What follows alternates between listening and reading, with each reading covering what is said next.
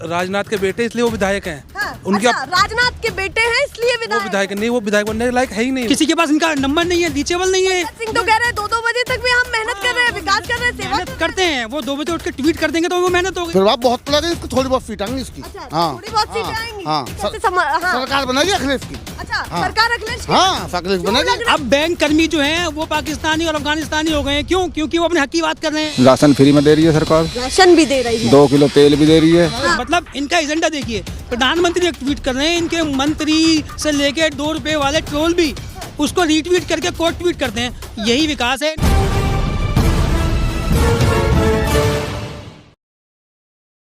नमस्कार, बहुत स्वागत है आप सभी का। मैं आपके साथ मीरा राजपूत और आप देख रहे हैं एनयूबीटी न्यूज पर। यूपी इलेक्शन 2022 की ग्राउंड रिपोर्ट क्या कहती है, कितने मुद्दे हावी होने वाले हैं, वो जो उथल फुथल हो रही है अंतिम समय में, ये भी बड़ा मुद्दा है क्योंकि यहीं से सरकारें बनती हैं और बिगड़ती हैं। और एक और गंभीर मुद्दा जो कहीं ना कहीं युवाओं में देखने के लिए मिल रहा है वो है रोजगार, जो इस बार का सबसे बड़ा मुद्दा है। और उसी का जिक्र मैंने इसलिए किया है क्योंकि 2017 में यही वो युवा थे जिन्होंने जीत दर्ज करवाई एक विशेष पार्टी को। 2022 में क्या कुछ सोचते हैं अब बता देती हूँ कि लोकेशन क्या है। इस समय हम हैं नोएडा विधानसभा में और यहाँ पर विराजमान है राजनाथ सिंह के बेटे पंकज सिंह। कितना विकास किया 5 साल में, जो वादे किए थे कितने खरे हुए, कितना कामकाज हुआ, कितने मुद्दों की बात हुई, ये भी देखना होगा। झुग्गियों तक विकास पहुंचाने की बात थी, पहुंचाया या नहीं पहुंचाया, सभी बहुत सारे मुद्दे हैं। तो सीधे सबसे पहले आपसे शुरुआत करती हूँ, माहौल क्या लग रहा है इस बार का यूपी का? वर्तमान विधायक की बात करूँ, उन्होंने ट्वीट किया था कि हमने काम किया है यहाँ पे, सिर्फ अपने ऑफिस से बैठ कर ट्वीट करते हैं काफी, लेकिन ग्राउंड में कोई भी काम देखने को नहीं मिला उनका। अच्छा, यहाँ क्षेत्र में नहीं मिल पाया बीजेपी विधायक का? नहीं मिल पाया। ये तो वीआईपी सीट है, राजनाथ सिंह के बेटे यहाँ विराजमान है, यहाँ तो काम होना ही होना चाहिए। मैं करूँ राजनाथ के बेटे इसलिए वो विधायक हैं। उनके राजनाथ के बेटे हैं इसलिए विधायक नहीं, वो विधायक बनने के लायक है ही नहीं वो। अच्छा, ऐसी क्या क्या कमी देख ली आपने? आप कॉलोनी में चले जाइए, मैं गांव से बिलोंग करता हूँ, भेलोपुर गांव है मेरा। वहाँ पे सड़क मतलब ऐसी है, सीवर उबल रहे हैं, हम जाते हैं मिलते ही नहीं है। मतलब विकास के जो मुद्दे हैं उन पर बातचीत हो नहीं हो पा रही। मिलाकर के हम अपने गांव से पैनल बना के लेके गए थे, लेकिन वो मिले ही नहीं। उन्होंने बोलते जो ऑफिस पे रहते हैं कि वो तो दिल्ली है। अब हम दिल्ली जाएं, विधायक तो हमने नोएडा के लिए चुना था। बिल्कुल, ये कह रहे हैं कि दिल्ली में बैठे रहते हैं, विधायक नोएडा के लिए चुना गया। उस पर कितना बात हुआ कि इस बार यूपी में ऐसे कौन से बड़े मुद्दे हैं जो हावी होने वाले हैं और राज्य में टक्कर देगा, विपक्ष देगा, तो किन मुद्दों के साथ? देखिए, मेन मुद्दा जो है, युवाओं की बात करें तो बेरोजगारी बहुत अहम मुद्दा है। जब नोएडा की बात करते हैं तो नोएडा में हमें ये दिखाई देता है दुनिया भर की फैक्ट्रियां, फैक्ट्री एरिया है। कोरोना के टाइम में फैक्ट्रियां बंद हो गई, लोग बेरोजगार हो गए, मेट्रो सिटी है, लोग बेरोजगार हो गए। पंकज सिंह कहाँ थे उस समय? किसी के पास इनका नंबर नहीं है, रीचेबल नहीं है। सिंह तो कह रहे हैं 2-2 बजे तक भी हम मेहनत कर रहे हैं, विकास कर रहे हैं, सेवा मेहनत करते हैं, वो 2 बजे उठ के ट्वीट कर देंगे तो वो मेहनत हो गई। उनके लिए वही मेहनत है। रोजगार की बात करने के लिए फैक्ट्रियां बंद हो गई, ताले लग गए। आप कहाँ थे उस समय? जब हम इनको ढूंढ रहे थे, ये इंडिविजुअल थे, मिस्टर इंडिया बने हुए थे। विपक्ष तो अपने कार्यकाल में कुछ भी नहीं कर पाया, जो हमने पिछले 5 साल में करके दिखा दिया। हाँ, देखिए, जब विपक्ष की बात करेंगे, अरे विपक्ष का मुद्दा ये है कि सवाल करेगा। विपक्ष तो सवाल कर रहा है, आपने क्या काम किया, आप काम बताइए नोएडा में क्या काम किए। नोएडा में सड़कें नहीं थी, रोड नहीं था, ये सब तो पहले से था। आपने नई चीज़ क्या की? आपने नई चीज़ ये की है कि नोएडा की फैक्ट्रियों को ताला लगवा दिया है। नई क्लियरेंस नहीं देते हैं आप, झुग्गी झोपड़ियों में पहुँच नहीं रहे हैं आप खुद दिखाई देते नहीं हैं। आप हैं कहाँ? अगर आप ये तो आपने वर्तमान विधायक की बता दी, डबल इंजन सरकार भी बड़ी तैयारी कर रही है कि उसका भी बड़ा फर्क पड़ेगा, क्योंकि जब जनता कमल देखती है तो आगे रुक जाती है, फुल स्टॉप लग जाता है। उस पर क्या कहना है? देखिए, अब कमल में जलन देख रही है मुद्दा। अच्छा, अब जलन का मुद्दा ये है कि इनके पास 2 चीजें हैं, हिंदू मुसलमान। अच्छा, एक चीज सबका विकास कर रहे हैं, हिंदू मुसलमान की बात मैं बता दूं, हिंदू मुसलमान की बात ऐसे आ गई कि जब इनका मन होगा तो उस हिसाब से काम करेंगे ये। अब मैं एक मेन चीज़ बताता हूँ आपको। विधायक, MP, MLA इनको छोड़ के जा रहे हैं, मंत्री छोड़ के जा रहे हैं। ये वो MP MLA हैं जो मोदी के नाम पे आए थे, मोदी के नाम से पार्टी जुड़े थे, इनसे गठबंधन हुआ था, या इनको दूसरी पार्टी को छोड़ के आए थे। आज ये किसको छोड़ के जा रहे हैं?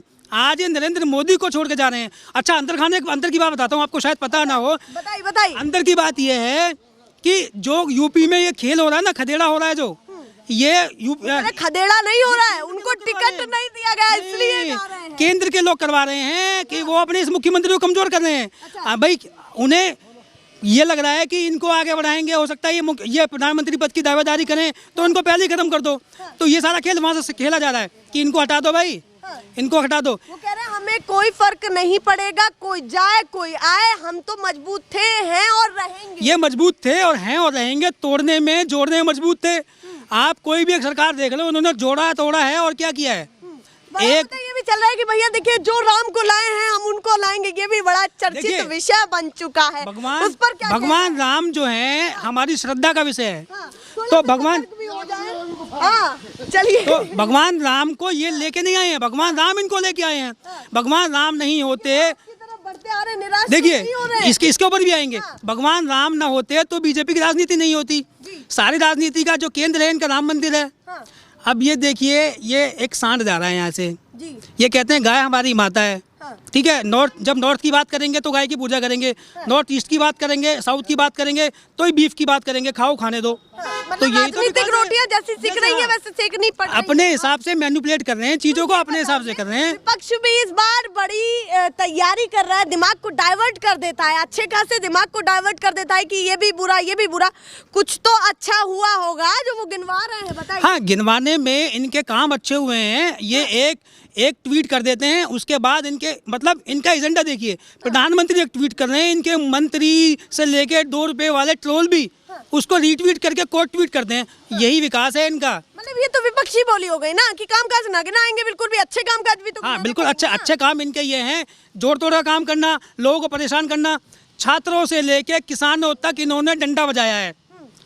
अब बैंक कर्मी जो हैं वो पाकिस्तानी और अफगानिस्तानी हो गए हैं। क्यों? क्योंकि वो अपने हक की बात कर रहे हैं। बैंक बंद हो रहे हैं, सारी चीजें बंद हो रही हैं, तो किसकी बात करेंगे? और लोगों के पास भी आती हूँ, फिर लौट करके आपके पास आती हूँ। आप बताइए इस बार युवा क्या चाह रहा है? कौन बढ़िया है? योगी जी बढ़िया है, अखिलेश जी बढ़िया है, मायावती जी, या कौन अच्छा लग रहा है? युवा की अगर देखी जाए तो मोदी जी को तो आप भूल जाइए बिल्कुल भी। अच्छा, भूल ही जाए? आप बिल्कुल भूल जाइए, बात ही नहीं करनी है हमें। राज्य में खड़े हैं तो योगी जी की बात करेंगे। योगी जी की बात करते हैं, पर योगी जी भी हमारे क्या हैं जी, वो तो चेले हैं। योगी जी क्या करते हैं जी, जो मोदी जी ने बोल दिया उनका करते हैं। जब वो स्टार्टिंग में आए थे उत्तर प्रदेश में, उन्होंने कई काम ऐसे करे और कई उन्होंने सभाओं में ऐसी ऐसी चीज़ें बोली जो हमें लगा कि हाँ युवाओं के लिए अच्छा होगा।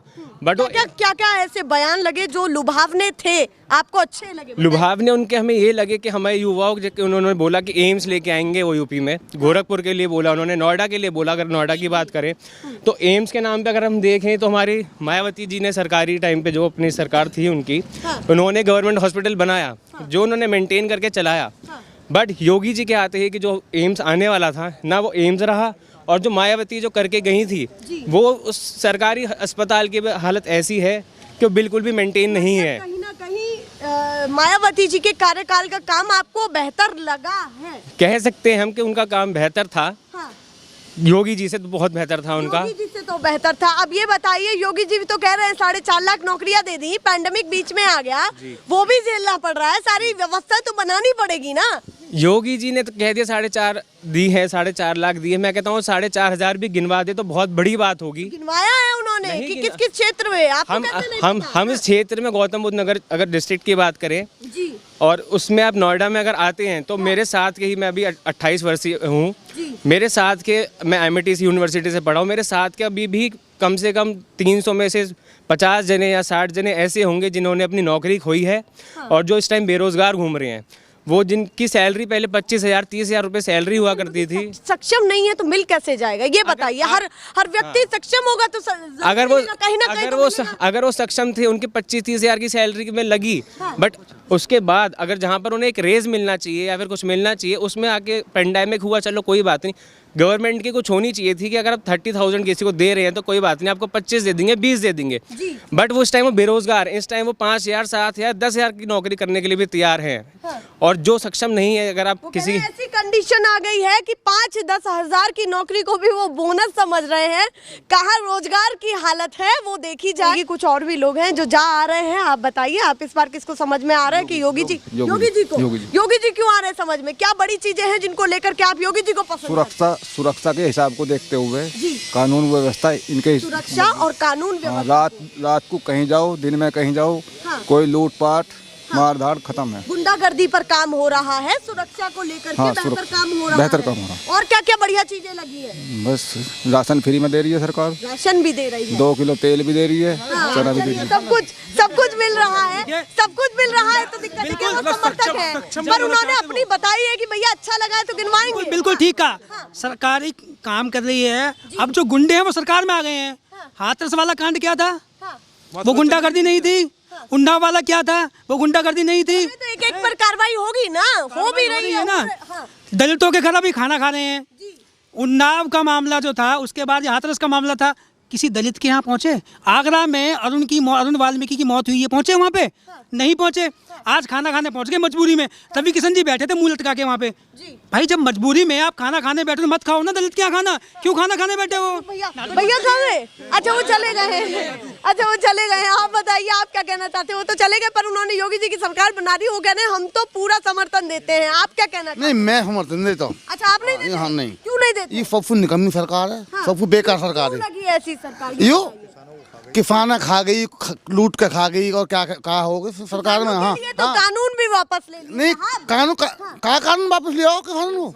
हैं 1.5 साल लौटे हैं, कितने किसान मर गए, 700-800। क्या करो इसने सरकार ने? ये कह रहे सहानुभूति हमारी किसानों के साथ कुछ नहीं है, कुछ नहीं है, ये सब बेकार है। ये ढकोसला सरकार है। प्रभाव पड़ेगा किसानों के मुद्दों को लेकर? हाँ, प्रभाव पड़ेगा। कितना पड़ेगा ये बताइए?